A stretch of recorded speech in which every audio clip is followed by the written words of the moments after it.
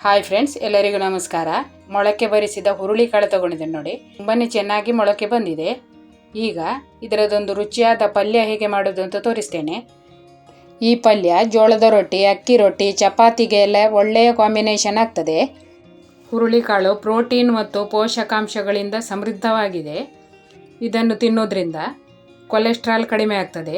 ಹಾಗೆ ಸುಸ್ತು, ಆಯಾಸ ಎಲ್ಲ ಆಗೋದಿದ್ರೆ ಅದೆಲ್ಲ ಕಡಿಮೆ ಮಾಡಿ ದೇಹಕ್ಕೆ ಶಕ್ತಿಯನ್ನು ಕೊಡ್ತದೆ. ಇದನ್ನು ಮೊಳಕೆ ಬರಿಸಿ ತಿನ್ನೋದ್ರಿಂದ ಅತಿ ಹೆಚ್ಚಿನ ಪೋಷಕಾಂಶಗಳೆಲ್ಲ ದೇಹಕ್ಕೆ ಸಿಗ್ತದೆ ನೋಡಿ. ಇದರ ಪಲ್ಯ ಹೇಗೆ ಮಾಡೋದು ಅಂತ ತೋರಿಸ್ತೇನೆ. ಮೊದಲಿಗೆ ಇದನ್ನೊಂದು ಪಾತ್ರೆಯಲ್ಲಿ ಹಾಕಿ ಸ್ವಲ್ಪ ತೊಳೆದುಕೊಳ್ಳುವ. ನಾನು 2-3 ಸಲ ತೊಳೆದೇ ಇದನ್ನು ಮೊಳಕೆ ಬರಿಸಿದ್ದೇನೆ.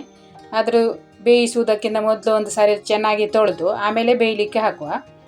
ಈಗ ನಾನು ಇದನ್ನು ಚೆಂದ ಮಾಡಿ ತೊಳೆದು ತಂದಿದ್ದೇನೆ. ಈಗ ಇದನ್ನು ಕುಕ್ಕರಿಗೆ ಹಾಕ್ಕೊಳ್ತಾ ಇದ್ದೇನೆ. ಕುಕ್ಕರಲ್ಲಿ ಹಾಕಿ ಬೇಯಿಸಿಕೊಳ್ಬೇಕು. 3-4 ಸೀಟಿ ಆದರೂ ತೆಗಿಬೇಕು ನೋಡಿ.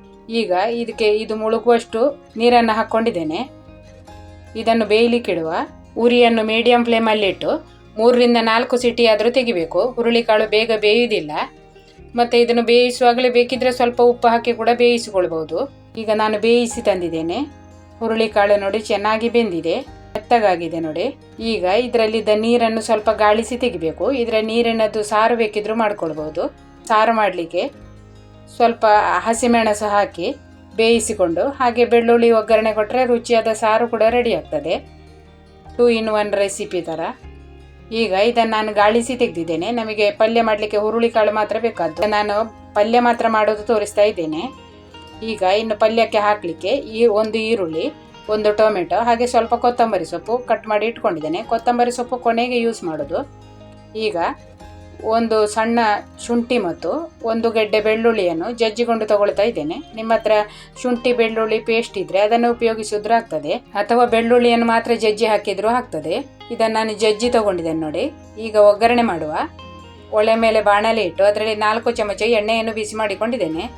ಅದರಲ್ಲಿ 1 ಚಮಚ ಸಾಸಿವೆ ಹಾಕ್ಕೊಳ್ಬೇಕು, ಅರ್ಧ ಚಮಚ ಜೀರಿಗೆ, ಹಾಗೆ ಸ್ವಲ್ಪ ಕರಿಬೇವು.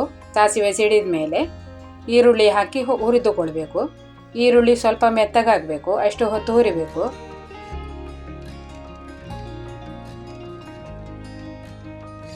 ಈಗ ನಾನು ಈರುಳ್ಳಿಯನ್ನು ಹುರಿದಿದ್ದೇನೆ. ಅದರ ಸ್ವಲ್ಪ ಕಲರ್ ಚೇಂಜ್ ಆಗಿದೆ. ಈರುಳ್ಳಿ ಜಜ್ಜಿದ ಬೆಳ್ಳುಳ್ಳಿಯನ್ನು ಹಾಕ್ಕೊಳ್ತಾ ಇದ್ದೇನೆ. ಈಗ ಇದನ್ನು ಕೂಡ ಸ್ವಲ್ಪ ಪರಿಮಳ ಬರುವ ತನಕ ಹುರಿದುಕೊಳ್ಬೇಕು. ಈಗ ಬೆಳ್ಳುಳ್ಳಿ ಪರಿಮಳ ಚೆನ್ನಾಗಿ ಬರ್ತಾ ಉಂಟು. ಈಗ ಇದಕ್ಕೆ 1 ಟೊಮೆಟೊವನ್ನು ಹಾಕಿ ಹುರಿದುಕೊಳ್ಬೇಕು. ಈಗ ಟೊಮೆಟೊದ ಜೊತೆಯಲ್ಲೇ ಸ್ವಲ್ಪ ಉಪ್ಪು ಕೂಡ ಹಾಕ್ಕೊಳ್ತಾ ಇದ್ದೇನೆ. ಉಪ್ಪು ಹಾಕಿದರೆ ಟೊಮೆಟೊ ಬೇಗನೆ ಮೆತ್ತಗಾಗ್ತದೆ. ಅದಕ್ಕಾಗಿ ಸ್ವಲ್ಪ ಉಪ್ಪು ಕೂಡ ಹಾಕಿ ಹುರಿದುಕೊಳ್ತಾ ಇದ್ದೇನೆ. ಟೊಮೆಟೊ ಕೂಡ ಸ್ವಲ್ಪ ಮೆತ್ತಗಾಗಿದೆ. ಕೆಲವೊಂದು ಮಸಾಲೆಗಳನ್ನು ಹಾಕ್ಕೊಳ್ಬೇಕು. ಈಗ 1/4 ಚಮಚ ಅರಿಶಿನ ಹುಡಿ ಹಾಕಿದ್ದೇನೆ. ಹಾಗೆ ಖಾರಕ್ಕೆ ತಕ್ಕ ಹಾಗೆ ಮೆಣಸಿನ ಹುಡಿ ಹಾಕ್ಕೊಳ್ಬೇಕು. ನಾನು 1 ಚಮಚ ಮೆಣಸಿನ ಹುಡಿ ಹಾಕಿದ್ದೇನೆ. ಅರ್ಧ ಚಮಚ ಆಗುವಷ್ಟು ಜೀರಿಗೆ ಪುಡಿ ಮತ್ತು 1 ಚಮಚ ಕೊತ್ತಂಬರಿ ಪುಡಿ ಹಾಕ್ಕೊಳ್ಬೇಕು. ಹಾಗೆ 1 ಚಮಚ ಗರಂ ಮಸಾಲೆ ಹಾಕ್ಕೊಳ್ಬೇಕು. ಮಸಾಲೆ ಪುಡಿಗಳನ್ನೆಲ್ಲ ಹಾಕಿದ ಮೇಲೆ ಇದನ್ನು ಸ್ವಲ್ಪ ಹೊತ್ತು ಎಣ್ಣೆಯಲ್ಲಿ ಹುರಿದುಕೊಳ್ಬೇಕು. ಈಗ ನಾನು ಹುರಿದು ತಗೊಂಡಿದ್ದೇನೆ. ಈಗ ಹುರುಳಿಕಾಳನ್ನು ಹಾಕ್ಕೊಳ್ಬೇಕು. ಹಾಗೆ ಚೆನ್ನಾಗಿ ಮಿಕ್ಸ್ ಮಾಡಿಕೊಳ್ಬೇಕು. ಮತ್ತು ರುಚಿಗೆ ತಕ್ಕಷ್ಟು ಉಪ್ಪು ಹಾಕ್ಕೊಳ್ಬೇಕು. ನೀವು ಹುರುಳಿಕಾಳು ಬೇಯುವಾಗಲೇ ಬೇಕಿದ್ದರೂ ಉಪ್ಪು ಹಾಕಿಕೊಂಡೇ ಬೇಯಿಸಿಕೊಳ್ಬೋದು. ನಾನಿಲ್ಲಿ ಉಪ್ಪು ಹಾಕ್ಕೊಂಡು ಬೇಯಿಸಿಕೊಳ್ಳಿಲ್ಲ, ಅದಕ್ಕಾಗಿ ಈಗ ಉಪ್ಪು ಹಾಕ್ಕೊಳ್ತಾ ಇದ್ದೇನೆ. ಹಾಗೆ ಇದಕ್ಕೆ ಬೇಕಿದ್ದರೆ ಹುರುಳಿಕಾಳು ಬೇಯಿಸಿದ ನೀರೇ ಉಂಟು ನೋಡಿ, ಅದನ್ನು ಕೂಡ ಸ್ವಲ್ಪ ಹಾಕಿ ಮಿಕ್ಸ್ ಮಾಡಿ ಸಣ್ಣ ಉರಿಯಲ್ಲಿ ಇಡಬೇಕು. 1-2 ನಿಮಿಷ ಅದನ್ನು ಮುಚ್ಚಳ ಮುಚ್ಚಿಟ್ಟು ಬೇಯಿಸಿಕೊಳ್ಳೋದು. ಮೊದಲೇ ಬೆಂದಿದೆ, ಮತ್ತು ಒಂದು ಸ್ವಲ್ಪ ಬಿಸಿ ಮಾಡಿಕೊಂಡ್ರೆ ಸಾಕು. ಆಮೇಲೆ ಮುಚ್ಚಳ ತೆಗೆದು ಇದಕ್ಕೆ ಸ್ವಲ್ಪ ತೆಂಗಿನ ತುರಿ ಹಾಕಿ ಚೆನ್ನಾಗಿ ಮಿಕ್ಸ್ ಮಾಡಬೇಕು. ಕೊನೆಯಲ್ಲಿ ಸ್ವಲ್ಪ ಕೊತ್ತಂಬರಿ ಸೊಪ್ಪು ಹಾಕಿದರೆ ರುಚಿಯಾದ ಪಲ್ಯ ರೆಡಿ ಆಗ್ತದೆ. ನೀವು ಹುರುಳಿಕಾಳಿನ ಉಸ್ಲಿ ಮಾಡೋದಿದ್ರೆ ಸಿಂಪಲ್ ಆಗಿ ಒಗ್ಗರಣೆ ಕೊಟ್ಟು ಹುರುಳಿಕಾಳು ಹಾಕಿ ಮಿಕ್ಸ್ ಮಾಡಿಕೊಳ್ಬೇಕು. ಆದರೆ ಉಸ್ಲಿ ಮಾಡುವಾಗ ಮಾತ್ರ ಗರಂ ಮಸಾಲೆ ಎಲ್ಲ ಹಾಕಬಾರ್ದು. ಪಲ್ಯ ಮಾಡುವಾಗ ಮಾತ್ರ ಈ ಥರ ಮಾಡ್ಕೊಳ್ಳಿ, ತುಂಬಾ ರುಚಿಯಾಗಿ ಆಗ್ತದೆ. ವಿಡಿಯೋ ಇಷ್ಟ ಆದರೆ ಒಂದು ಲೈಕ್ ಮಾಡಿ. ಚಾನೆಲನ್ನು ಸಬ್ಸ್ಕ್ರೈಬ್ ಮಾಡದವರು ಸಬ್ಸ್ಕ್ರೈಬ್ ಮಾಡ್ಕೊಳ್ಳಿ. ವಿಡಿಯೋ ನೋಡುವ ಎಲ್ಲರಿಗೂ ಧನ್ಯವಾದಗಳು.